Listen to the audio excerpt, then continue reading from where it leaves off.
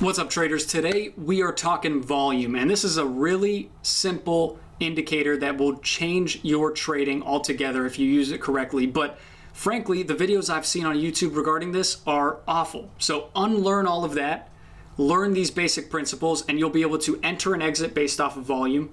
And on top of that, you'll be able to spot a simple volume pattern that'll help you nail bigger moves. Now, this is the 6th video in the Learn to Trade series. If you haven't caught those, make sure you go back and watch them. A lot of good educational content. Make sure you subscribe to the channel as well if you are not already. But without further ado, let's get into it. So all we're doing here is we're adding volume with a moving average, right? If it's above the moving average, it's relatively high. If it's below, it's relatively low. And that's significant because if you have relatively high volume accompanying a breakout or a breakdown, that means a bigger move is about to happen and a decisive move. So you can get in immediately. Now, all we're gonna do is go to studies, edit studies, and then we're gonna type in volume AVG. And that'll add volume to your chart with the 20 simple moving average so that we can tell whether it's relatively high or low, okay? Now, again, that should be the default already. Make sure you remove the volume that you already have on your chart so it's not just doubled up, and then hit OK, and we're good. This will add this indicator down here, and as you can see, this is the line that is the 20 SMA for the volume. So if it's above, it's high. If it's below, it's low, right? Now here's the kicker, and this is what a lot of people don't understand. It's the misconception. You need to have increasing volume or decreasing volume to line up with it as well. If you can check both of those boxes, that means you have a trade, okay? Obviously, you need price to be confirming too. So in this case, for Coinbase, we're looking at the 5-minute chart just for day trades, right? For swing trades, it's a different time frame. Stick around to the end, you'll see what I'm talking about. But we have a breakout here early in the day, and the breakout is occurring on this candle here, right? So we look at the respective volume for that candle, and if it's above the line and it's increasing relative to the 2 prior bars, I'll say that one more time. If it's increasing relative to the 2 prior bars, then you have a trade setup, okay? So in this case, these are the 2 prior bars. This is the increase, and obviously we are well above that line, right? Early in the day, it's gonna be a little bit weird because you don't have as much data, but you'll see what I mean. That right there is checking both boxes. That's a playable breakout. So Coinbase, this is not only significant volume, right? That's the big thing we're trying to spot here, but it's also a trade setup because we have a breakout that's accompanying it. So in this case, you would buy the stock here, right? Anytime after this point really on this candle, and then you can let it ride until it hits your price targets. Okay, that's a whole different ball game with key levels. Again, if you haven't watched the videos that we've had on this channel and before, we talk about key levels a lot, so you can go back and watch those too. But either way, really simple. Now we have a trade setup. So once you've spotted that volume is significant, the only other thing that is going to really change the way that you're looking at this chart is when volume starts drying up, right? So unless you have a high volume move that is a big pullback off the highs, the only thing is going to be when volume dries up. So in this case, see how volume is decreasing here relative to the prior 2 bars?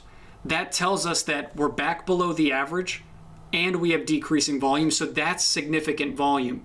Even though it's lower, it tells us that buying pressure is drying up and that this stock is probably done for the day. And you can see that if we zoom out on this Coinbase chart, right, this is the day we're looking at here. See all that relative volume coming in early? As soon as it drops off right there, see how it just tapers off for the remainder of the day? It doesn't go all the way back down. It doesn't go all the way back up. It just flatlines. And reason being, there's no incentive to trade it without volume coming back in. So those are the 2 volume patterns that are easy to spot early in the day, and all you need to do is check those 2 boxes, okay? It works for day trading, works for swing trading, and I'll show you another example here in a second. Now, the only other thing I wanted to point out here before we move on is that, as you can see, Coinbase had that big run up on Tuesday of this past week. Notice that every time it tested the upper end of that move, it failed. And the reason being is that's where all the volume is concentrated on that chart. So unless we get a high volume break above that area, we're not going to get any more highs. right? So again, volume not only tells you when there is a significant move unfolding, but it tells you when you just need to stop trading it. So you could have shorted it back down here, here, and here, all of them viable setups, but without understanding volume, you couldn't have played it, okay? Now, for what it's worth, if you are not in the Trade with Text chat, then you probably don't know this next method, but if you want to join us for a free week, you can. There's a trial available to anybody. It's in the link in the description below. And all we're going to do is look at this from a swing trading perspective. So the members in the chat know that for day trades, we use the 5-minute a lot early in the day. But for swing trades, we use the daily. And this is super common. But if we look at Google, this is the example I want to give you guys with relative volume. There's one blatantly obvious setup here that resulted in a bigger move. And this is the concept that you need to understand for volume outside of relativity, right? Just what's relatively high, what's relatively low. The concept is when we have a high relative volume move accompanying a breakout, that can be the start of a stronger trend. By stronger, I don't mean bullish or bearish specifically. I mean the trend itself will last longer and make a bigger move. So whether it's bullish or bearish doesn't matter. It's just the strength of the trend is going to be stronger when volume is high. So as you can see on Google, this is a really simple example, but we're using the same study here. Okay, volume average 20. And you can see that Google made this move just after this volume print. And the reason why this is significant, because we're using the same method that we used before. See how we have 2 bars below the average? And then we have this bar increasing above the average, accompanying a breakout. That's the breakout candle right there. It's above the recent highs. It's back above the moving averages. Very simple price breakout.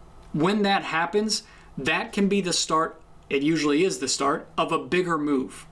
So in this case for Google, let's say that you're looking at this stock even up here, right? Because it's gotten rejected how many times in this area? A few times already.